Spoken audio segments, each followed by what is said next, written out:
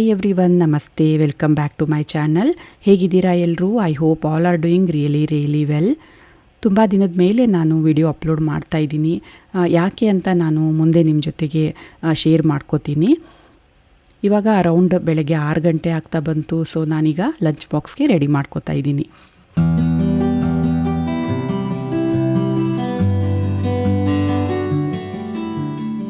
ನಿಮ್ಮೆಲ್ರಿಗೂ ಗೊತ್ತಿದೆ ಅನ್ಕೋತೀನಿ, ನನ್ನಿಬ್ಬರು ಮಕ್ಕಳು ಇವಾಗ BE ಕಲಿತಾ ಇರೋದು. ದೊಡ್ಡವನು 8th ಸೆಮ್ ಹೋಗ್ತಾ ಇದ್ದಾನೆ. ಅವನು ಇವಾಗ ಇಂಟರ್ನ್ಶಿಪ್ಪು ಜಾಯ್ನ್ ಆಗಿದ್ದಾನೆ ಒಂದು ಕಡೆಗೆ. ಸೊ ಅವನದು ಕಾಲೇಜಿಂದನೇ ಇಂಟರ್ನ್ಶಿಪ್ ಸಿಕ್ತು ಅವನಿಗೆ. ಅವನು ಇವಾಗ ಜಾಯ್ನ್ ಆಗಿ 1 ಮಂತ್ ಆಯಿತು. ಹಾಗೆಯೇ ಚಿಕ್ಕವನು ಇವಾಗ 2nd ಸೆಮ್ಮು ಸ್ಟಾರ್ಟ್ ಆಗಿದೆ. ಇಬ್ಬರು ಮನೇಲೇ ತಿಂಡಿ ತಿಂದುಬಿಟ್ಟು ಲಂಚ್ ಬಾಕ್ಸ್ ತೊಗೊಂಡು ಹೋಗ್ತಾರೆ. ಅದಕ್ಕೆ ಇಬ್ರಿಗೂ ಈಗ ನಾನು ಲಂಚ್ ಬಾಕ್ಸ್ ರೆಡಿ ಮಾಡಿಕೊಡ್ತಾ ಇದ್ದೀನಿ. ಇವತ್ತು ಲಂಚ್ಗೆ ಅಂತ ನಾನು ಚಪಾತಿ ಹಾಗೆಯೇ ಹೀರೆಕಾಯಿ ಪಲ್ಯ ಮಾಡಿಕೊಡ್ತಾ ಇದ್ದೀನಿ. ಇಬ್ರಿಗೂ ಚಪಾತಿ ಅಂದ್ರೇ ಇಷ್ಟ, ಜಾಸ್ತಿ ಚಪಾತಿನೇ ತೊಗೊಂಡು ಹೋಗ್ತಾರೆ. ರೈಸ್ ಐಟಮ್ಸು ವೀಕ್ಲಿ ಒನ್ಸ್ ಈ ಥರ ಕೊಟ್ಟಿರ್ತೀನಿ, ಯಾಕೆಂದರೆ ಅವರಿಗೆ ರೈಸ್ ಐಟಮ್ಸ್ ಅಷ್ಟೊಂದು ಇಷ್ಟಪಡೋದಿಲ್ಲ ಇಬ್ಬರೂ. ಇವಾಗ ನಾನು ಈರುಳ್ಳಿನ ಕಟ್ ಮಾಡ್ಕೊಳ್ತಾ ಇದ್ದೀನಿ ಹೀರೆಕಾಯಿ ಪಲ್ಯ ಮಾಡೋದಕ್ಕೆ ಅಂತ. ಹೀರೆಕಾಯಿನ ನಾನು ನೆನ್ನೆನೇ ಕಟ್ ಮಾಡಿಟ್ಕೊಂಡಿದ್ದೆ. ಯೂಶ್ವಲಿ ನಾನು ಯಾವ ಪಲ್ಯ ಮಾಡಬೇಕು ಅಂತ ನಾನು ಪ್ಲ್ಯಾನ್ ಮಾಡಿರ್ತೀನಲ್ವ, ಅದನ್ನು 1 ಡೇ ಬಿಫೋರ್ನೇ ನಾನು ಕಟ್ ಮಾಡ್ಕೊಂಡು ಇಟ್ಕೊಂಡಿರ್ತೀನಿ. ಬಟ್ ಈರುಳ್ಳಿನ ಆ ಥರ ಕಟ್ ಇಟ್ಕೊಳ್ಳೋದು ಹೆಲ್ದಿ ಅಲ್ವಾ, ಅದಕ್ಕೆ ನಾನು ಅದನ್ನು ಕಟ್ ಮಾಡ್ಕೋತಾ ಇದ್ದೀನಿ. ಆಮೇಲೆ ಚಪಾತಿ ಹಿಟ್ಟನ್ನು ಕೂಡ ಕಲಸಿ ರೆಡಿ ಮಾಡಿ ಇಟ್ಕೊಂಡೆ. ಸೊ ಇವಾಗ ಒಂದು ಅರ್ಧ ಪ್ರಿಪ್ರೇಷನ್ ಆಯಿತು ಲಂಚ್ ಬಾಕ್ಸ್ದು. ಅದಕ್ಕೆ ಇವಾಗ ಸ್ವಲ್ಪ ರಿಲ್ಯಾಕ್ಸ್ ಆಗಿ ಟೀ ಕುಡಿದ್ರಾಯಿತು ಅಂತ ಇವಾಗ ಟೀಗೆ ನಾನು ಇಟ್ಕೊಂಡಿದ್ದೀನಿ. ಅಂದರೆ ನನ್ನ ಹಸ್ಬೆಂಡು ಕೂಡ ಎದ್ದು ಬಂದರು. ಸೊ ಇಬ್ಬರಿಗೂ ನಾನು ಇವಾಗ ಟೀ ರೆಡಿ ಮಾಡ್ತಾ ಇದ್ದೀನಿ. ಬೆಳಗ್ಗೆ ಎದ್ದ ತಕ್ಷಣವೇ ನಾನು ಸ್ವಲ್ಪ ಟೀ ಅವಾಯ್ಡ್ ಮಾಡ್ತಾಯಿದ್ದೀನಿ. ಅಂದರೆ ಒಂದು ಬಿಸಿನೀರನ್ನು ತೊಗೊಳ್ಳೋದು ಜಾಸ್ತಿ ಪ್ರಿಫರ್ ಮಾಡ್ತಾಯಿದ್ದೀನಿ. ಬಿಸಿನೀರು, ನಿಂಬೆಹಣ್ಣಿನ ನೀರು ಒಂದೊಂದು ಸಾರಿ ಈ ಥರ ವೇರಿಯೇಷನ್ ಮಾಡಿಕೊಂಡು ತೊಗೋತಾ ಇದ್ದೀನಿ. ಅಂದರೆ ಬೆಳಗ್ಗೆ ಎದ್ದ ತಕ್ಷಣ ಮೊದಲು ಟೀ ಕುಡಿಯೋ ಅಭ್ಯಾಸ ಇತ್ತು, ಬಟ್ ಅದನ್ನು ನಾನು ಚೇಂಜ್ ಮಾಡಿಕೊಂಡೆ. ಅದರಿಂದ ನನಗೆ ತುಂಬ ಯೂಸ್ಫುಲ್ ಆಗಿದೆ ಅದು ಅಂತಲೇ ಹೇಳ್ಬೋದು. ಸೊ ಅದಾದಮೇಲೆ ನಂದೊಂದು ಸ್ವಲ್ಪ ರುಟೀನ್ ಅಂದರೆ ಮೆಡಿಟೇಷನು, ಈ ಥರ ಒಂದು 15 ಮಿನಿಟ್ಸ್ ನಾನು ಅದಕ್ಕೆ ಟೈಮ್ ಸ್ಪೆಂಡ್ ಮಾಡ್ಕೋತೀನಿ. ಮತ್ತು ಅದಾದಮೇಲೆ ನಾನು ಸ್ವಲ್ಪ ಪ್ರಿಪ್ರೇಷನ್ ಎಲ್ಲ ಮಾಡಿಕೊಂಡು ಅಷ್ಟೊತ್ತಿಗೆ 1 ಅವರ್ ಈ ಥರ ಆಗಿರುತ್ತೆ, ಇಲ್ಲ 45 ಮಿನಿಟ್ಸ್ ಟು 1 ಅವರ್ ಆಗಿರುತ್ತೆ. ಅದಾದಮೇಲೆ ನಾನು ಟೀ ತೊಗೊಳ್ಳೋದು. ಬಟ್ ಮೊದಲು ನನಗೆ ಟೀ ಅಂದರೆ ತುಂಬ ಬಿಡೋಕ್ಕೆ ಸಾಧ್ಯನೇ ಇಲ್ವೇನೋ. ಅಂದರೆ ಬೆಳಗ್ಗೆ ಎದ್ದ ತಕ್ಷಣ ನನಗೆ ಟೀ ಬೇಕಾಗ್ತಾಯಿತ್ತು. ಬಟ್ ಎಲ್ಲ ನಮ್ಮದು ಮನಸ್ಸಿಂದು ಒಂದು ವೀಕ್ನೆಸ್ ಏನೋ ಅಂತ ಹೇಳ್ಬೋದು. ಅಂದರೆ ಅದು ನಾವು ಯಾವ ಥರ ನಾವು ಅಂದ್ಕೊಂಡಿರ್ತೀವೋ ಆ ಥರ ನಮಗೆ ಮಾಡಬೇಕು ಅನಿಸುತ್ತೆ. ಇದು ಬಿಟ್ಟರೆ ನಮಗೆ ಸಾಧ್ಯನೇ ಇಲ್ಲ ಅಂತ ಅನ್ನೋ ಥರ ನಾವು ಮಾಡ್ತಿರ್ತೀವಿ ಸಮ್ಟೈಮ್ಸ್. ಬಟ್ ಒಂದು ಸ್ವಲ್ಪ ದಿನ ಬಿಟ್ಟು ನೋಡಿದಾಗ ಅರ್ಥ ಆಗುತ್ತೆ ನಮಗೆ ಈ ಒಂದು ಒಳ್ಳೆಯ ಅಭ್ಯಾಸ ರೂಢಿಸ್ಕೋಬೇಕು ಅಂತಂದರೆ ಅದಕ್ಕೆ ನಾವು ಸ್ವಲ್ಪನಾದರೂ ನಾವು ಅದನ್ನು ಚೇಂಜಸ್ ನಾವು ಮಾಡ್ಕೊಳ್ಳೇಬೇಕಾಗತ್ತೆ ಅಂತ ಅಲ್ವಾ. ಸೊ ಇವಾಗ ಸ್ವಲ್ಪ ಟೀ ಕುಡ್ಕೊಂಡು ರಿಲ್ಯಾಕ್ಸ್ ಮಾಡಿಕೊಂಡು ನಾನು ಮತ್ತೆ ಕಿಚನಿಗೆ ಬಂದಿದ್ದೀನಿ. ಇವಾಗ ಹೀರೆಕಾಯಿ ಪಲ್ಯ ಮಾಡೋದಕ್ಕೆ ಅಂತ ನಾನು ಒಂದು ಬಾಣಲೆಯಲ್ಲಿ ಎಣ್ಣೆ, ಜೀರಿಗೆ, ಸಾಸಿವೆ, ಕರಿಬೇವು, ಹಿಂಗು ಎಲ್ಲ ಹಾಕ್ಕೊಂಡು ಒಂದು ಸ್ವಲ್ಪ ಮಿಕ್ಸ್ ಮಾಡಿಕೊಂಡು ಅದಾದಮೇಲೆ ನಾನು ಅದಕ್ಕೆ ಈರುಳ್ಳಿನ ಹಾಕ್ಕೋತಾ ಇದ್ದೀನಿ. ಈರುಳ್ಳಿನ ಇವಾಗ ನಾನು ಒಂದು ಸ್ವಲ್ಪ ಚೆನ್ನಾಗಿ ಅದನ್ನು ಫ್ರೈ ಮಾಡ್ಕೊಂಡಾದಮೇಲೆ ಸ್ವಲ್ಪ ಅರಿಶಿನ ಪುಡಿ ಹಾಕ್ಕೊಂಡೆ. ಆಮೇಲೆ ಎಲ್ಲ ಮಿಕ್ಸ್ ಮಾಡಿ ಸ್ವಲ್ಪ ಕಲರ್ ಚೇಂಜ್ ಆಗೋವರೆಗೂ, ಅಂದರೆ ಈರುಳ್ಳಿ ಕಲರ್ ಚೇಂಜ್ ಆಗೋವರೆಗೂ ನಾನು ಅದನ್ನು ಬೇಯಿಸ್ಕೊತಾ ಇದ್ದೀನಿ. ಆಮೇಲೆ ಹೀರೆಕಾಯಿ ಎಲ್ಲ ಹಾಕಿಬಿಟ್ಟು ಅದನ್ನು ಎಲ್ಲ ಮಿಕ್ಸ್ ಮಾಡಿ ಒಂದು ಸ್ವಲ್ಪ ಎಣ್ಣೆಲಿ ಅದನ್ನು ಚೆನ್ನಾಗಿ ಫ್ರೈ ಮಾಡ್ಕೊಳ್ತಾ ಇದ್ದೀನಿ. ಹೀರೆಕಾಯಿನ ಈ ಥರ ಎಣ್ಣೆಲಿ ಚೆನ್ನಾಗಿ ಫ್ರೈ ಮಾಡ್ಕೊಳ್ಳೋದ್ರಿಂದ ಅದು ಟೇಸ್ಟು ಚೆನ್ನಾಗಿ ಬರುತ್ತೆ. ಹಾಗೆಯೇ ಉಪ್ಪು ಕೂಡ ಈಗಲೇ ಮಿಕ್ಸ್ ಮಾಡಿ ಸ್ವಲ್ಪ ಎಣ್ಣೆಲಿ 1-2 ನಿಮಿಷ ಚೆನ್ನಾಗಿ ಹುರ್ಕೊಂಡ್ಬಿಡ್ತೀನಿ ಹೀರೆಕಾಯಿನ. ಮತ್ತು ಹೀರೆಕಾಯಿ ಸ್ವಲ್ಪ ನೀರು ಜಾಸ್ತಿ ರಿಲೀಸ್ ಮಾಡುತ್ತೆ, ಅಂದರೆ ನೀರು ಬಿಡುತ್ತೆ ಹೀರೆಕಾಯಿ ಪಲ್ಯ. ಸೊ ಅದಕ್ಕೆ ನೀರನ್ನ ನಾನು ಆಮೇಲೆ ನೋಡಿಕೊಂಡೇ ಹಾಕ್ಕೊಳ್ಳೋದು. ಇವಾಗ ಸ್ವಲ್ಪ ನೀರು ಹಾಕಿ, ಅಂದರೆ ಒಂದು ಅರ್ಧ ಗ್ಲಾಸ್ ನೀರು ಹಾಕಿ ಲಿಡ್ ಮುಚ್ಚಿಬಿಟ್ಟು 1 ಕುದಿ ಬರೋವರೆಗೂ ಇವಾಗ ಬೇಯಿಸ್ಕೊಂಡೆ ಹೀರೆಕಾಯಿನೆಲ್ಲ. ಆಮೇಲೆ ರುಟೀನ್ ಮಸಾಲೆ ಹಾಕ್ತಾಯಿದ್ದೀನಿ. ಮೊದಲು ಸಾಂಬಾರು ಪುಡಿ, ಹಾಗೆಯೇ ಅಚ್ಕಾರದ ಪುಡಿ, ಸ್ವಲ್ಪ ಬೆಲ್ಲ, ಹಾಗೆಯೇ ಸ್ವಲ್ಪ 1 ಸ್ಪೂನ್ ಆಗೋಷ್ಟು ಹುಣಸೆಹಣ್ಣನ್ನು ನಾನಿಲ್ಲಿ ಹಿಂಡ್ಕೊಂಡೆ. ಇವಾಗ ಎಲ್ಲ ಮಸಾಲೆನೆಲ್ಲ ಮಿಕ್ಸ್ ಮಾಡಿ ಸ್ವಲ್ಪ ಚೆನ್ನಾಗಿ ಹೀರೆಕಾಯಿ ಬೇಯ್ದಿದೆಯೋ ಇಲ್ವೋ ಚೆಕ್ ಮಾಡಿಬಿಟ್ಟು ಇವಾಗ ನನಗೆ ಎಷ್ಟು ಕನ್ಸಿಸ್ಟೆನ್ಸಿ ಬೇಕೋ ಅಷ್ಟನ್ನೇ ನಾನಿಲ್ಲಿ ನೀರನ್ನು ಮತ್ತೆ ಅದಕ್ಕೆ ಮಿಕ್ಸ್ ಮಾಡ್ಕೊತಾ ಇದ್ದೀನಿ. ಹಾಗೆಯೇ ಮೇಲೆ ಕಡೆಯದಾಗಿ ನಾನು ಕಡಲೆ ಬೀಜದ ಪುಡಿ ಇರುತ್ತಲ್ವ, ಸೊ ಅದನ್ನು ಇಲ್ಲಿ ಮಿಕ್ಸ್ ಮಾಡಿಕೊಂಡೆ. ಇವಾಗ ಎಲ್ಲನೂ ಚೆನ್ನಾಗಿ ಬೇಯ್ತಾ ಇದೆ. ಇವಾಗ ಒಂದು ಕುದಿ ಇನ್ನೊಂದು ಸ್ವಲ್ಪ ಕುದಿಸ್ಕೊಂಡ್ರೆ ಸಾಕು, ಹೀರೆಕಾಯಿ ಪಲ್ಯ ರೆಡಿ ಆಗುತ್ತೆ. ಬಟ್ ಸ್ವಲ್ಪ ಗಡಿಬಿಡಿ ಇತ್ತು, ಲೇಟ್ ಆಗುತ್ತೆ ಅಂತ ಅದನ್ನು ಇನ್ನೊಂದು ಸ್ಟವ್ಗೆ ನಾನು ಟ್ರಾನ್ಸ್ಫರ್ ಮಾಡಿ ಪಲ್ಯನ ಇವಾಗ ಚಪಾತಿ ಮಾಡ್ಕೋತಾ ಇದ್ದೀನಿ. ಯಶ್ ಕೂಡ ಇವಾಗ ರೆಡಿಯಾಗಿ ಬರ್ತಾ ಇದ್ದಾನೆ. ಸೊ ಅವನಿಗೆ ಲೇಟ್ ಆಗ್ತಾ ಇದೆ, ಅದಕ್ಕೆ ನಾನು ಇವಾಗ ಬೇಗ ಬೇಗ ಚಪಾತಿ ಮಾಡಿಕೊಡ್ಬೇಕು ಅಂತ ಚಪಾತಿ ರೆಡಿ ಮಾಡ್ಕೋತಾ ಇದ್ದೀನಿ.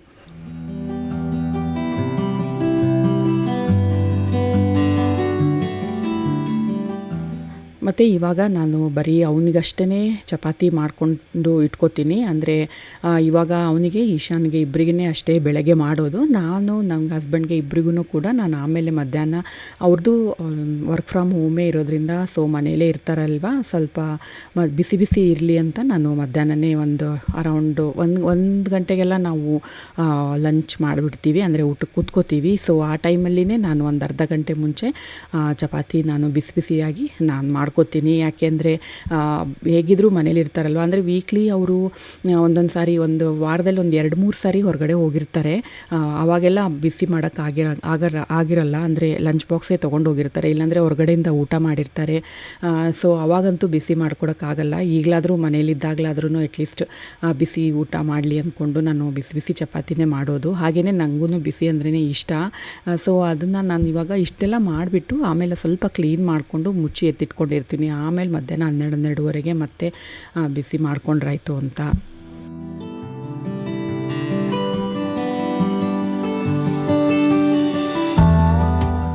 ನನಗೆ ಮೊದಲಿಂದನೂ ಈ ರೀತಿ ಕೆಳಗಡೆ ದೊಡ್ಡದಾಗಿ ಚಪಾತಿ ಮಾಡಿನೇ ಅಭ್ಯಾಸ ಇದೆ. ಯಾಕೆ ಅಂದರೆ ಮಕ್ಕಳಿಗೆ ಯಾವಾಗಲೂ ಲಂಚ್ ಬಾಕ್ಸಲ್ಲಿ ರೋಲ್ಸ್ ಸ್ವಲ್ಪ ಜಾಸ್ತಿ ತೊಗೊಂಡು ಹೋಗೋರು.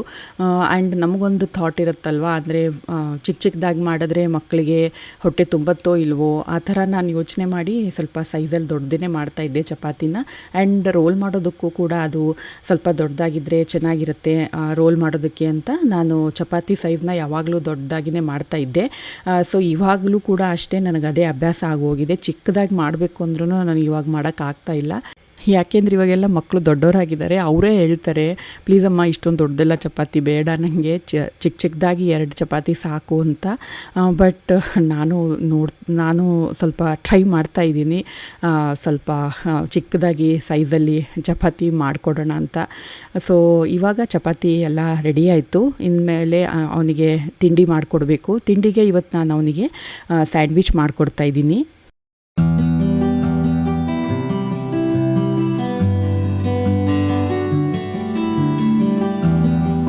ಸ್ಯಾಂಡ್ವಿಚ್ ಮಾಡೋದಕ್ಕೆ ಮೊದಲು ಬ್ರೆಡ್ನ ಇಟ್ಕೊಂಡು ಪ್ಲೇಟಲ್ಲಿ ಅದ್ರ ಮೇಲೆ ಮೇಯೋನೀಸ್ನ ಹಾಕ್ಕೋತಾ ಇದ್ದೀನಿ.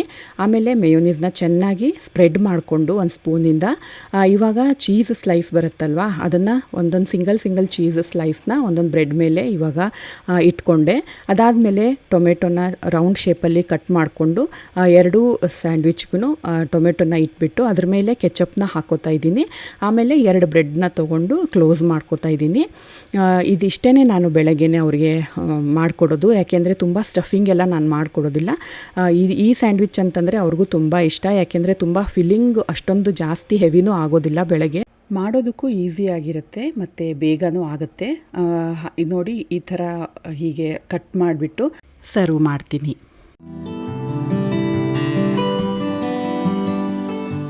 ತಿಂಡಿನ ಕೊಟ್ಟು ಬಂದಿದ್ದೀನಿ, ಎಷ್ಟು ತಿಂತಾ ಇದ್ದಾನೆ ಇವಾಗ. ಸೊ ಅವ್ನು ತಿಂದು ಮುಗಿಸೋಷ್ಟರಲ್ಲಿ ನಾನು ಡಬ್ಬ ರೆಡಿ ಮಾಡಿಬಿಡ್ತೀನಿ.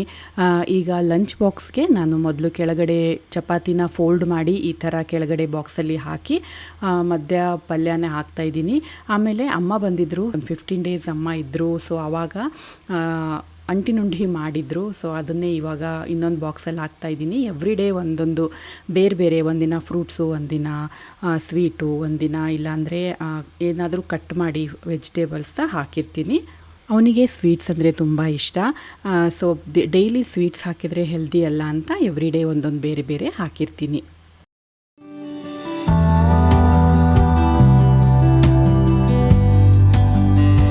ಅಡುಗೆ ಕೆಲಸ ಎಲ್ಲ ಆಯಿತು. ಈಗ ಹೌಸ್ ಹೆಲ್ಪು ಕೂಡ ಬಂದರು. ಇನ್ಮೇಲೆ ಕ್ಲೀನಿಂಗ್ ಸ್ಟಾರ್ಟ್ ಆಗುತ್ತೆ. ಕ್ಲೀನಿಂಗ್ ಅಂದರೆ ಅವರು ಕಸ ಗುಡಿಸಿ, ನೆಲ ಒರೆಸಿ, ಪಾತ್ರೆ ಎಲ್ಲ ತೊಳೆದು ಕೊಟ್ಟು ಹೋಗ್ತಾರೆ. ನಾನು ಅವರಿಗೆ ಸ್ವಲ್ಪ ಬೆಡ್ಡೆಲ್ಲ ನೀಟ್ ಮಾಡಿಕೊಟ್ಟು ಎವ್ರಿ ಡೇ ಇದು ನನ್ನದು ಕೆಲಸ ಇರುತ್ತೆ. ಅಡುಗೆದೆಲ್ಲ ಆಲ್ಮೋಸ್ಟ್ ಮುಗಿದಿದೆ. ಇವಾಗೇನು ಅಡುಗೆದು ಟೆನ್ಷನ್ ಇಲ್ಲ, ಬಟ್ ಹೊರಗಡೆದೆಲ್ಲ ಕ್ಲೀನಿಂಗ್ ಇದೆ. ಬಟ್ ಇನ್ನೂ ನಮ್ಮದು ತಿಂಡಿನೂ ಆಗಿಲ್ಲ. ತಿಂಡಿ ತಿಂದುಬಿಟ್ಟು ಮುಂದೆ ನನ್ನದು ಕ್ಲೀನಿಂಗ್ ಸ್ಟಾರ್ಟ್ ಆಗುತ್ತೆ. ಅದಾದಮೇಲೆ ನಾನು ಸ್ನಾನ ಮುಗಿಸ್ಕೊಂಡು ಬಂದು ಎವ್ರಿ ಡೇ ನನ್ನದು ಆಫೀಸ್ ವರ್ಕ್ ಇರುತ್ತೆ. ಅರೌಂಡ್ 12-12:30 ಈ ಥರ ನಾನು ವರ್ಕ್ಗೆ ಕೂತಿರ್ತೀನಿ. ಫ್ಲೆಕ್ಸಿಬಲ್ ಇರುತ್ತೆ ಟೈಮಿಂಗ್ಸ್ ಎಲ್ಲ. ಬಟ್ ನಾನು ಮನೆ ಕೆಲಸ ಎಲ್ಲ ಮುಗಿಸಿ ಆಮೇಲೆ ಅಡುಗೆನೂ ಮುಗಿಸ್ಬಿಟ್ಟೆ ನಾನು ಆಫೀಸ್ ವರ್ಕ್ ಸ್ಟಾರ್ಟ್ ಮಾಡೋದು. ಅದರಿಂದ ನನಗೆ ಟೆನ್ಷನ್ ಫ್ರೀ ಇರುತ್ತೆ. ಫ್ಲೆಕ್ಸಿಬಲ್ ಇರೋದ್ರಿಂದ ನನಗಿದು ಪಾಸಿಬಲ್ ಆಗುತ್ತೆ. ಮತ್ತು ನನ್ನದು ವರ್ಕ್ ಬಂದುಬಿಟ್ಟು ವರ್ಕ್ ಫ್ರಮ್ ಹೋಮೇ ಇರೋದು. ಅದಕ್ಕೆ ನನಗೆ ಇದು ಬೆಳಗ್ಗೆ ಇದೆಲ್ಲ ಕೆಲಸ ಮುಗಿಸಾದ್ಮೇಲೆ ನಾನು ಆಫೀಸ್ ವರ್ಕ್ನ ಸ್ಟಾರ್ಟ್ ಮಾಡ್ತೀನಿ. ಈಗ ನಾನು ದೋಸೆ ಹಾಕ್ತಾಯಿದ್ದೀನಿ. ನನಗೆ ನಮ್ಮ ಮನೆಯವ್ರಿಗೆ ದೋಸೆ ಮಾಡ್ಕೋತಾ ಇದ್ದೀನಿ ತಿಂಡಿಗೆ ಅಂತ. ಸ್ಯಾಂಡ್ವಿಚ್ಚು ನನಗೂ ಯಾಕೋ ಏನೋ ತಿನ್ನಬೇಕು ಅನ್ನಿಸ್ಲಿಲ್ಲ ಇವತ್ತು. ಹಾಗೆಯೇ ನಮ್ಮ ಮನೆಯವರು ಕೂಡ ದೋಸೆನೇ ಬೇಕು ಅಂದರು ತಿಂಡಿಗೆ ಅಂತ. ಅದಕ್ಕೆ ದೋಸೆ ಮಾಡ್ಕೋತಾ ಇದ್ದೀನಿ. ಚಟ್ನಿನೂ ರೆಡಿ ಮಾಡಿಕೊಂಡೆ. ಸೊ ಇವಾಗ ದೋಸೆ ಮಾಡಿಕೊಂಡು ತಿಂಡಿ ತಿಂದಾದಮೇಲೆ ಮುಂದಿನ ಕೆಲಸ ನೋಡ್ತೀನಿ.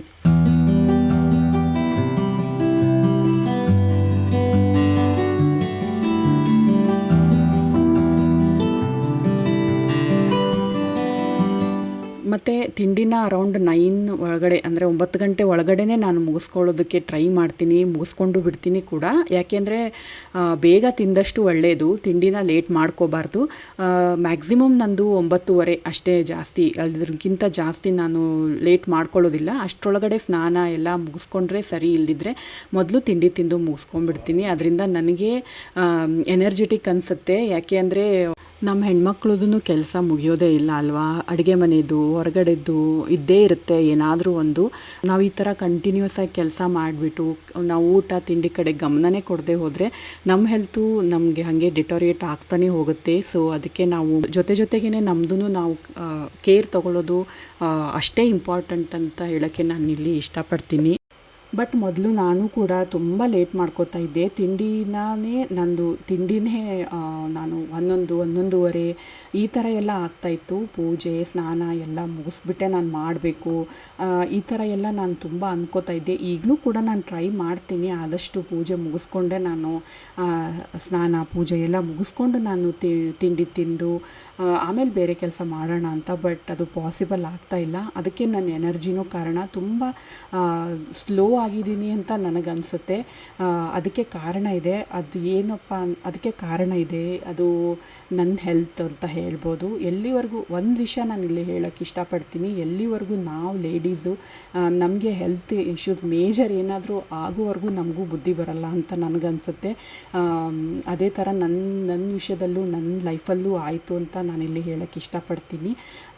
ನಾನು ವಿಡಿಯೋ ಸ್ಟಾರ್ಟಿಂಗಲ್ಲಿನೇ ನಿಮಗೆ ಹೇಳಿದ್ದೆ, ನನಗೆ ವಿಡಿಯೋ ಅಪ್ಲೋಡ್ ಮಾಡೋಕ್ಕೆ ಆಗ್ತಾ ಇರಲಿಲ್ಲ. ಯಾಕೆ ಅಂತ ನಿಮ್ಮ ಜೊತೆಗೆ ಮುಂದೆ ಶೇರ್ ಮಾಡ್ಕೋತೀನಿ ಅಂತ. ಅದಕ್ಕೆ ತುಂಬ ಸುಮಾರು ಕಾರಣಗಳು ಇದೆ ಅಂತ ನಾನು ನಿಮಗೆ ಹೇಳಿದ್ದೆ. ಅದರಲ್ಲಿ ಒಂದು ಮೇಜರ್ ರೀಸನ್ ಅಂತಂದರೆ ನನ್ನ ಹೆಲ್ತ್ ಕಂಡೀಷನ್ನು. ಸೊ ಲಾಸ್ಟ್ ಇಯರಲ್ಲಿ ನನಗೆ ತುಂಬ ಹೆಲ್ತ್ ಇಶ್ಯೂಸ್ ಎಲ್ಲ ಸ್ಟಾರ್ಟ್ ಆಗಿತ್ತು. ಏನಪ್ಪ ಅಂತಂದರೆ ಒಂದು ಮೆನೋಪಾಸ್ದು ಸ್ಟೇಜ್ ಸ್ಟಾರ್ಟ್ ಆಗಿದೆ. ಮತ್ತು ನನಗೆ ಇದು ಅರ್ಥ್ರೈಟಿಸ್ ಕೂಡ ಮೊದಲಿಂದನೂ ಇತ್ತು. ಅಂದರೆ ಒಂದು 5 ವರ್ಷದಿಂದನೇ ನನಗೆ ಅರ್ಥ್ರೈಟಿಸ್ದು ಪ್ರಾಬ್ಲಮ್ಸ್ ಎಲ್ಲ ಆಗ್ತಾಯಿತ್ತು. ಅಂದರೆ ಜಾಯಿಂಟ್ ಪೇಯ್ನ್ ಎಲ್ಲ ಬರುತ್ತೆ ಅರ್ಥ್ರೈಟಿಸಿಗೆ. ಇರೋರಿಗೆ ಗೊತ್ತಾಗುತ್ತೆ ಯಾವ ರೀತಿ ಅದರಿಂದ ನಮಗೆ ತೊಂದರೆ ಆಗತ್ತೆ ಅಂತ. ಸೊ ಆವಾಗ ನನಗೆ ಮೆಡಿಕೇಷನ್ ಎಲ್ಲ ನಾನು ತಗೋತಾ ಇದ್ದೆ. ಬಟ್ ಆವಾಗ ಕಂಟ್ರೋಲಲ್ಲಿತ್ತು. ಆದರೆ ಈ ಸ್ಟೇಜ್ ಸ್ಟಾರ್ಟ್ ಆದಮೇಲೆ ಅದು ಕೂಡ ನನಗೆ ಹಾರ್ಮೋನಲ್ ಇಂಬ್ಯಾಲೆನ್ಸ್ ಆಗಿ ಹಾಗೆಯೇ ವೀಕ್ನೆಸ್ ಕೂಡ ಆಗಿ ಸೊ ಅದಕ್ಕೂ ಕೂಡ ತುಂಬ ಎಫೆಕ್ಟ್ ಆಯಿತು. ನಮಗೆ ಸ್ಟಾರ್ಟಿಂಗಲ್ಲಿ ಗೊತ್ತಾಗಲಿಲ್ಲ ನನಗೆ. ಬಟ್ ನಾನು ಇಮಿಡಿಯೇಟಾಗಿ ನಾನು ಡಾಕ್ಟ್ರಿಗೆ ತೋರಿಸಿದೆ. ಆದರೆ ಸಡನ್ನಾಗಿ ನನಗೆ ಇಂಟರ್ನಲ್ ಪ್ರಾಬ್ಲಮ್ಸ್ ಆಗೋದಕ್ಕೆ ಶುರುವಾಯಿತು. ಅಂದರೆ ಅದು ಇಮಿಡಿಯೇಟಾಗಿ ನಂಗೆ ಗೊತ್ತಾಗಲಿಲ್ಲ ಏನಾಗ್ತಾ ಇದೆ ಅಂತ. ಸೊ ಕೆಲವೊಂದು ಲೇಡೀಸ್ಗೆ ಈ ಸ್ಟೇಜಲ್ಲಿ ಇದು ಕಾಮನ್ ಆಗುತ್ತಂತೆ. ಅಂದರೆ SLE ಬರೋ ಚಾನ್ಸಸ್ ಎಲ್ಲ ಇರುತ್ತೆ ಅಂತ ಡಾಕ್ಟರ್ ಹೇಳಿದ್ರು. ಆಮೇಲೆ ಇದೆಲ್ಲ ನಮ್ಗೆ ಗೊತ್ತಾಯಿತು. ಸೊ ಅಷ್ಟು ಗೊತ್ತಾಗೋಷ್ಟರಲ್ಲಿ 2-3 ತಿಂಗಳು ಆಗೋಗಿತ್ತು. ಆಮೇಲೆ ನನಗೆ ಡಯಾಗ್ನೋಸ್ ಆಗೋದಕ್ಕೆ ನನಗೆ 1 ಮಂತ್ ನನಗೆ ಡಯಾಗ್ನೋಸ್ ಮಾಡೋದಕ್ಕೆ ಅವ್ರು ತಗೊಂಡ್ರು. ಇದ್ರ ಸಿಮ್ಟಮ್ಸ್ ಹೇಳಬೇಕು ಅಂತಂದರೆ ನನಗೆ ರಾತ್ರಿ ಎಲ್ಲ ಹಾಟ್ ಸ್ವೆಟ್ ಎಲ್ಲ ಆಗೋದು ಆ್ಯಂಡ್ ಡೈಲಿ ಸಂಜೆ ನನಗೆ ಜ್ವರ ಬರ್ತಿತ್ತು, ಚಳಿ ಆಗ್ತಾಯಿತ್ತು. ಸಡನ್ನಾಗಿ ಹಿಮೋಗ್ಲೋಬಿನ್ ಲೆವೆಲ್ಲು ತುಂಬ ಕಡಿಮೆ ಆಯಿತು. ಮತ್ತು ನನಗೆ ಏನು ಮಾಡೋದಕ್ಕೂ ನನಗೆ ಇಂಟ್ರೆಸ್ಟೇ ಬರ್ತಾ ಇರಲಿಲ್ಲ. ತುಂಬ ಫಟೀಗ್ ಥರ ಅನ್ನಿಸ್ತಾ ಇತ್ತು, ತುಂಬ ಎನರ್ಜಿ ಡೌನು. ಆಮೇಲೆ ಬರೀ ಮಲ್ಕೊಂಬಿಡೋಣ, ರೆಸ್ಟ್ ಮಾಡೋಣ ಅಂತ ಅನ್ನಿಸ್ತಾ ಇತ್ತು. ಈಗ ಈ ಸ್ಟೇಜಲ್ಲಿ ಎಲ್ರಿಗೂ ಈ ಥರ ಆಗುತ್ತೆ ಅಂತ ಅಂದರೆ ತುಂಬ ಲೇಡೀಸ್ಗೆ, ನನ್ನ ಫ್ರೆಂಡ್ಸ್ಗೆಲ್ಲ ನಾನು ಕೇಳಿದ್ದೀನಿ. ಸೊ ಅವರು ಕೂಡ ನಂತರ ಅಂತಲೇ ಅಲ್ಲ, ಬೇರೆ ಬೇರೆ ಎಕ್ಸ್ಪೀರಿಯನ್ಸಸ್ನ ನನ್ನ ಜೊತೆಗೆ ಶೇರ್ ಮಾಡ್ಕೊಂಡಿದ್ದಾರೆ. ಬಟ್ ಆ ಮೂಮೆಂಟಲ್ಲಿ ನಮ್ಗೆ ಗೊತ್ತಾಗಲ್ಲ ನಮ್ಮ ಜೊತೆಗೆ ಏನಾಗ್ತಾ ಇದೆ, ನಮ್ಗೆ ಯಾಕೆ ಹೀಗೆ ಆಗ್ತಾ ಇದೆ ಅಂತ. ಸೊ ನನಗೂ ಕೂಡ ಏನೂ ಮಾಡೋಕ್ಕೂ ಇಂಟ್ರೆಸ್ಟ್ ಬರ್ತಾ ಇರಲಿಲ್ಲ. ಮತ್ತು ಡಾಕ್ಟರ್ ಕೂಡ ನನಗೆ ನನಗೆ ಸ್ಟ್ರೆಸ್ ಮಾಡ್ಕೊಳ್ಳೋದಕ್ಕೆ ನನಗೆ ಡಾಕ್ಟರ್ ಕೂಡ ಅವಾಯ್ಡ್ ಮಾಡಿ ಅಂತ ಹೇಳಿದರು. ಅದು ಅಲ್ಲದೆ ನಮಗೆ ಆ ಮೂಮೆಂಟಲ್ಲಿ ನಮ್ಮ ಕಾನ್ಫಿಡೆನ್ಸ್ ಲೆವೆಲ್ಲು ಕೂಡ ತುಂಬ ಕಡಿಮೆ ಆಗುತ್ತೆ ಅಂತಲೇ ಹೇಳ್ಬೋದು. ಯಾಕೆ ಅಂದರೆ ನನ್ನ ಮೆಡಿಕೇಷನ್ ಸ್ಟಾರ್ಟ್ ಆದಮೇಲೆ ನನಗೆ 6 ಮಂತ್ಸಲ್ಲಿ ನಂದು ಒಂದು 12 to 15 kg ನನ್ನ ವೆಯ್ಟ್ ಜಾಸ್ತಿ ಆಯಿತು. ವೆಯ್ಟ್ ಗೇನ್ ಕೂಡ ಆಗಿರೋದ್ರಿಂದ ಮತ್ತು ನನಗೆ ಕೈಯಲ್ಲಿ ಏನೂ ಮಾಡೋಕ್ಕಾಗ್ತಾ ಇಲ್ಲಲ್ಲಪ್ಪ, ನನಗೆ ತುಂಬ ಲೋ ಫೀಲ್ ಆಗ್ತಾಯಿದೆ, ಯಾಕೆ ಹೀಗೆ ಅಂತ ಈ ಕನ್ಫ್ಯೂಷನ್ನಲ್ಲೇ ನನಗೆ ಕಾನ್ಫಿಡೆನ್ಸ್ ಲೆವೆಲ್ಲು ಕೂಡ ತುಂಬ ಕಡಿಮೆ ಆಗಿತ್ತು. ಬಟ್ ಈ ಟೈಮಲ್ಲಿ ನಾನು ಕೆಲಸ ಮಾಡ್ತಾನೇ ಇದ್ದೆ. ಅಂದರೆ ಮಾಡೋಕ್ಕಾಗ್ತಾ ಇರಲಿಲ್ಲ, ತುಂಬ ಕಷ್ಟಪಟ್ಟು ಮಾಡ್ತಾಯಿದ್ದೀನೇನೋ ಅನ್ನಿಸ್ತಾ ಇತ್ತು. ಬಟ್ ಡಾಕ್ಟರ್ಸ್ಗೆ ನಾನು ಕನ್ಸಲ್ಟ್ ಮಾಡಿದ್ಮೇಲೆ, ಇದು ನಾನು ಅಕ್ಸೆಪ್ಟ್ ಮಾಡ್ಕೊಂಡ್ಮೇಲೆ ಕ್ರಮೇಣ ನಾನು ಸ್ಟ್ರಾಂಗ್ ಆದೆ ಅಂತ ಹೇಳೋಕ್ಕಿಲ್ಲಿ ಇಷ್ಟಪಡ್ತೀನಿ. ಆ್ಯಂಡ್ ಇದು ಇವತ್ತು ಯಾಕೆ ಇಷ್ಟೊಂದು ಡೀಟೇಲಾಗಿ ಹೇಳ್ತಾ ಇದ್ದಾಳಪ್ಪ ಅಂತ ನಿಮ್ಗೆ ಅನ್ನಿಸ್ತಿರ್ಬೋದು. ಬಟ್ ಅದಕ್ಕೊಂದೇ ಒಂದು ರೀಸನ್ ಅಂತಂದರೆ, ಇದು ನೋಡೋರಲ್ಲಿ ಯಾರಾದರೂ ಈ ಸ್ಟೇಜಿಂದ ಗೋತ್ರು ಆಗ್ತಾ ಇರ್ಬೋದು.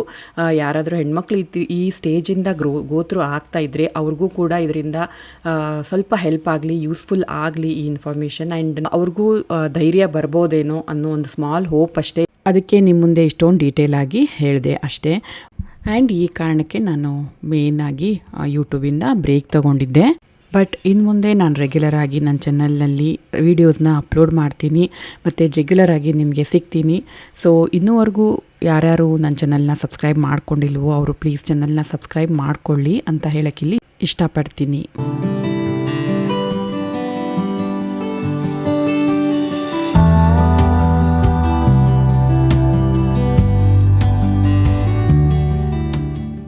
ಇವಾಗ ಸ್ನಾನ ಎಲ್ಲ ಮುಗಿಸ್ಕೊಂಡು ಆಫೀಸದ್ದು ಒಂದು ಸ್ವಲ್ಪ ಕೆಲಸ ಇತ್ತು. ಅಂದರೆ ಒಂದು 2 ಅವರ್ ಕೆಲಸ ಮುಗಿಸ್ಕೊಂಡೆ. ಅದಾದಮೇಲೆ ಇವಾಗ ಮತ್ತೆ ಕಿಚನಿಗೆ ಬಂದಿದ್ದೀನಿ. ಯಾಕೆಂದರೆ 1 ಗಂಟೆ ಆಗ್ತಾ ಬಂತು. ಸೊ ಊಟದ ಟೈಮು ಆಯಿತು. ಹಾಗೆಯೇ ಹಸ್ಬೆಂಡು ಕೂಡ ಇವಾಗ ಸ್ವಲ್ಪ ಫ್ರೀ ಆಗಿದ್ದಾರೆ. ಈಗಲೇ ಇಬ್ಬರು ಕೂಡ್ಕೊಂಡು ಊಟ ಮಾಡ್ಕೊಂಡ್ರಾಯ್ತು ಅಂತ ಈಗ ಮತ್ತೆ ಕಿಚನಿಗೆ ಬಂದಿದ್ದೀನಿ. ಒಂದು ಸ್ವಲ್ಪ ಪನ್ನೀರ್ನ ರೋಸ್ಟ್ ಮಾಡ್ಕೊಂಡ್ರಾಯ್ತು ಅಂತ ಪನ್ನೀರ್ನ ಕಟ್ ಮಾಡ್ಕೊಳ್ತಾ ಇದ್ದೀನಿ. ಮತ್ತು ನಾನು ಸಾರು ಈ ಥರ ಮಾಡಿರ್ತೀನಿ, ಬೇಳೆ ಸಾರು, ಟೊಮೆಟೊ ಸಾರು, ಈ ಥರ ಏನಾದರೂ ಒಂದು ಮಾಡ್ಕೊಂಡಿರ್ತೀವಿ ಲಂಚ್ಗೆ ಅಂತ. ಬಟ್ ಇವತ್ತು ನನಗೆ ಒಂದು ಸ್ವಲ್ಪ ಆಫೀಸ್ ಕೆಲಸ ಜಾಸ್ತಿನೂ ಇತ್ತು. ಹಾಗೆಯೇ ಹಸ್ಬೆಂಡು ಕೂಡ ಸಾರು ಬೇಡ ಇವತ್ತು, ಸಂಜೆನೇ ಮಾಡು, ಹೇಗಿದ್ರು ಮಕ್ಕಳು ಸಂಜೆ ಊಟಕ್ಕೆ ಬರ್ತಾರಲ್ವ ಡಿನ್ನರ್ಗೆ, ಆ ಟೈಮಲ್ಲೇ ಮಾಡ್ಕೊಂಡ್ರಾಯ್ತು ಅಂತ ಈಗ ಬರೀ ಪನ್ನೀರ್ದು ಸ್ವಲ್ಪ ರೋಸ್ಟ್ ಮಾಡ್ಕೊಳ್ತಾ ಇದ್ದೀನಿ. ಯಾಕೆಂದರೆ ಪಲ್ಯ ಒಂದೇ ಇದೆ, ಹೀರೆಕಾಯಿ ಪಲ್ಯ ಒಂದೇ ನಾನು ಮಾಡಿರೋದು ಬೆಳಗ್ಗೆ. ಸೊ ಈಗ ಇನ್ನೊಂದನ್ನು ಇದೂ ಇದ್ದರೆ ಒಂದು ಸ್ವಲ್ಪ ಊಟಕ್ಕೆ ಪ್ರೋಟೀನದ್ದು ಒಂದು ಸ್ವಲ್ಪ ಆ್ಯಡೆಡ್ ಪ್ರೋಟೀನನ್ನು ನಾವು ಮಾಡ್ಕೊಂಡಂಗೆ ಆಗುತ್ತೆ ಅಂತ ನಾನಿವಾಗ ಪನ್ನೀರನ್ನ ಕಟ್ ಮಾಡ್ಕೊಳ್ತಾ ಇದ್ದೀನಿ. ಪನ್ನೀರನ್ನ ನಾನು ಕ್ಯೂಬ್ ಶೇಪಲ್ಲಿ, ಅಂದರೆ ಒಂದು ಸ್ವಲ್ಪ ದೊಡ್ಡದಾಗಿಯೇ ಇಲ್ಲಿ ಕಟ್ ಮಾಡ್ಕೊಳ್ತಾ ಇದ್ದೀನಿ ಕ್ಯೂಬ್ ಶೇಪಲ್ಲಿ. ಅದು ಕಟ್ಟೆಲ್ಲ ಮಾಡ್ಕೊಂಡು, ಇದು ಒಂದು 100 ಗ್ರಾಮಷ್ಟು ನಾನು ಪನ್ನೀರನ್ನ ತೊಗೊಂಡಿದ್ದೀನಿ, ಇಬ್ಬರಿಗೆ ಆಗಷ್ಟು. ಅದನ್ನು ನಾನೀಗ ಒಂದು ಸ್ವಲ್ಪ ತುಪ್ಪ ಹಾಕಿ ತುಪ್ಪದಲ್ಲಿ ಅದನ್ನು ಹುರ್ಕೊಂಡೆ. ಸ್ವಲ್ಪ ರೋಸ್ಟ್ ಮಾಡಿಕೊಂಡ್ರೆ ಸಾಕು. ಅಂದರೆ ಜಾಸ್ತಿ ಹೊತ್ತು ಪನ್ನೀರನ್ನ ರೋಸ್ಟ್ ಮಾಡ್ಕೋಬಾರ್ದು, ಅದು ತುಂಬ ರಬ್ಬರ್ ಥರ ತುಂಬ ಇದು ಹಾರ್ಡ್ ಆಗಿಬಿಡತ್ತೆ. ಸ್ವಲ್ಪನೇ ರೋಸ್ಟ್ ಮಾಡಿಕೊಂಡ್ರೆ ಸಾಕು. ಸೊ ಅದನ್ನು ಪನ್ನೀರನ್ನ ರೋಸ್ಟ್ ಮಾಡ್ಕೋವಾಗಲೇ ನಾನು ಉಪ್ಪು ಮತ್ತು ಸ್ವಲ್ಪ ಚಿಲ್ಲಿ ಫ್ಲೇಕ್ಸ್ ಎರಡನ್ನೂ ಆ್ಯಡ್ ಮಾಡಿಕೊಂಡು ಅದನ್ನು ರೋಸ್ಟ್ ಮಾಡಿಕೊಂಡೆ. ಆಮೇಲೆ ಇದು ಹುರಿಗಡಲೆ ಪುಡಿ, ಪುಟಾಣಿ ಪುಡಿ ಇದನ್ನು ಕೂಡ ನಾನು ಊಟಕ್ಕೆ ಬಡಿಸ್ಕೊಳ್ತಾ ಇದ್ದೀನಿ. ಇದು ನಮ್ಮ ನಾರ್ತ್ ಕರ್ನಾಟಕ ಸೈಡ್ ಇದು ಬೇಕೇ ಬೇಕು. ಯಾವುದಾದ್ರೂ ಪುಡಿ ಸರಿ, ಚಟ್ನಿ ಪುಡಿ ಇಲ್ಲಾಂದರೆ ಪುಟಾಣಿ ಪುಡಿ ಈ ಥರ ನಮ್ಮದು ಊಟದಲ್ಲಿ ಇದ್ದೇ ಇರುತ್ತೆ. ಅದರಲ್ಲಿ ಸಮ್ಮರ್ಸಲ್ಲಂತೂ ಇದು ಮಸ್ಟ್ ಅಂತಲೇ ಹೇಳ್ಬೋದು. ಇದನ್ನು ನಾವು ರೊಟ್ಟಿ ಜೊತೆಗೆ, ಚಪಾತಿ ಜೊತೆಗೆ ಕಂಪಲ್ಸರಿಯಾಗಿ ತೊಗೋತೀವಿ. ಸೊ ಇವತ್ತು ಕೂಡ ನಮ್ಮದು ಊಟದಲ್ಲಿ ಅದನ್ನು ನಾನು ಆ್ಯಡ್ ಮಾಡ್ಕೊಂಡಿದ್ದೀನಿ. ಸೊ ಇವತ್ತಿನ ಲಂಚ್ ಬಂದುಬಿಟ್ಟು ಚಪಾತಿ, ಪಲ್ಯ, ಪುಟಾಣಿ ಪುಡಿ ಹಾಗೆಯೇ ಪನ್ನೀರ್ ರೋಸ್ಟು. ಇವತ್ತಿನ ವ್ಲಾಗ್ನ ಇಲ್ಲಿಗೆ ಮುಗಿಸ್ತಾ ಇದ್ದೀನಿ. ಐ ಹೋಪ್ ನಿಮಗೆಲ್ಲ ಇಷ್ಟ ಆಯಿತು ವ್ಲಾಗ್ ಅಂತ ಅಂದ್ಕೊಳ್ತೀನಿ. ಇಷ್ಟ ಆದರೆ ಲೈಕ್ ಮಾಡಿ, ಶೇರ್ ಮಾಡಿ, ಕಮೆಂಟ್ ಮಾಡಿ. ಹಾಗೆಯೇ ಇನ್ನೂವರೆಗೂ ಯಾರ್ಯಾರು ಸಬ್ಸ್ಕ್ರೈಬ್ ಆಗಿಲ್ವೋ ಅವರೆಲ್ಲ ಪ್ಲೀಸ್ ಸಬ್ಸ್ಕ್ರೈಬ್ ಮಾಡ್ಕೊಳ್ಳಿ. ಸೊ ಮತ್ತೆ ಸಿಗ್ತೀನಿ ಇನ್ನೊಂದು ವ್ಲಾಗ್ ಜೊತೆಗೆ. Thanks for watching. Bye bye.